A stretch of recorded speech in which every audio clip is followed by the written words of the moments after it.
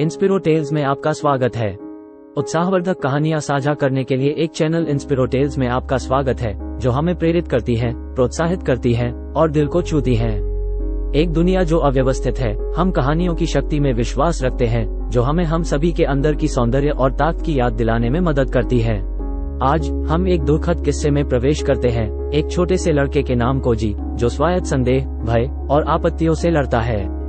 हमारे साथ जुड़े जब हम कोजी की प्रतिघटना से भरपूर यात्रा पर जाते हैं, एक संकोची आत्मा से आत्मविश्वास की एक ज्योति बनने की मार्गदर्शन में एक ज़ेन मास्टर की बुद्धिमत्ता द्वारा। ये कहानी हमें याद दिलाती है कि आत्मविश्वास एक चमत्कारी परिवर्तन के लिए प्रेरणादायक क्रियात्मकता की श्रेणी हो सकती है। इन शांतिपूर्ण गांव के बीच में, जो बरसाती हिल से घिरा हुआ था और फिसलती धाराओं से लिपटा था, एक युवक लड़का रहता था जिसका नाम कोजी था। कोजी के पास एक तेज दिमाग और दयालु हृदय था, लेकिन उसमें कुछ महत्वपूर्ण चीजों की कमी थी। आत्मविश्वास, खुद पर विश्वास की इस कमी ने उसे एक भारी बोझ की तरह लिए आया। डर, दुख और तानों की चोट। कोजी के दिन डर की अत्यधिक भावना से चिन्हित थे। उसे गलतियों से डर था, डर की उसकी कमियों को सबके सामने प्रकट किया जाएगा। ये डर उसे अपनी प्रेमिका और सपनों की पीछा करने से रोकता था।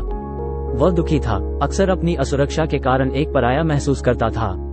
उसके साथियों की तांतियों और वयस्कों की उपेक्षात्मक टिप्पणियों के तानों ने उसके घावों को और भी गहरा किया, जिससे उसमें ये विश्वास जाग गया कि वह पर्याप्त नहीं था। एक दिन एक खास चुनौतीपूर्ण स्थिति उत्पन्न हुई। कोजी से पूरे गांव के परिषद के सामने अपने विचार प्रस्तुत करने का काम किया गया था।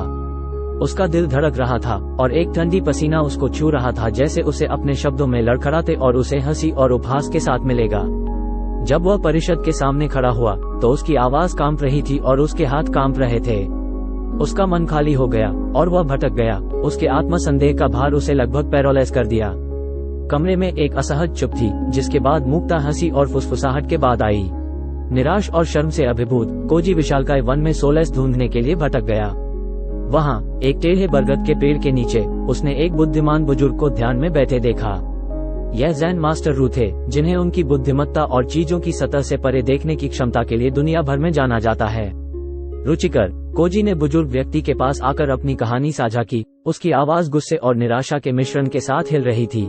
ज़ेन मास्टर रू ने ध्यानपूर्वक सुना, उसकी बड़ी समस्याओं की गहरी समझ की दर्शाती हुई उसकी आंखें। एक शांत मुस्कान के साथ उन्होंने एक विनम्र आवाज में बोलना शुरू किया, जैसे कि हल्की हवा के झूलते पत्तों और बहती नदियों की आवाज में। प्रिय कोजी, भय, दुख और ताने केवल छायाएं हैं जो हम हमें अपने अंदर की रोशनी भूल जाने पर उत्पन्न करते हैं। वे ऐसे बित्ते बादल होते हैं जो आकाश की व्यापकता को छिपा देते हैं। आपकी सच्ची असली भावना वैसी ही आकाश की तरह है, अपार और सहनशील। याद रखें, सबसे शक्तिशाली बरगद का पेड़ भी एक छोटे से बीज के रूप में शुरू होता है, लेकिन उसमें धैर्य और साहस के साथ बढ़ता है। रू के शब्द कोजी के साथ संवाद कर रहे थे, जिससे उसमें उम्मीद की एक धार उत्पन्न हो गई। जिन दिनों और हफ्तों तक कोजी रू के शिष्य बने, ज़ेन दर्शन की तरीकों को सीखते गए। उसने जान लिया कि आत्मविश्वास में अकेलापन की नहीं, हर जीव में निवास करने वाली अवकाश शक्ति की पहचान होती है। ज़ेन मास्टर रू ने कोजी को बिना निर्णय के अपने विचारों की निगरानी करने का सिखाया, परिणामों के साथ संलग्न होने से छुटकारा पाने का तरीका सिखाया और वर्तमान क्षण को ग्रहण करने की कला सिखाई। कोजी को सीख मिली कि डर को एक बीती हवा के रूप में देखना चाहिए, दुख को एक नदी के रूप में जो नेविगेट की जा सकती है, और ताने को सिर्फ दूसरों की असुरक्षाओं की पराधीनता की आवाज के रूप में देखना चाहिए। कोजी ने इन सब सीखों को अपनी शांति की आवश्यकता के नीचे समझ लिया, जैसे कि संदेह के दरारों के माध्यम से टूटते हुए सामान से बाहर निकल रहा हो। वह गांव के परिषद के पास एक बार फिर लौट आया। उसका दिल अब भी धड़क रहा था, लेकिन अब एक नई समझ थी।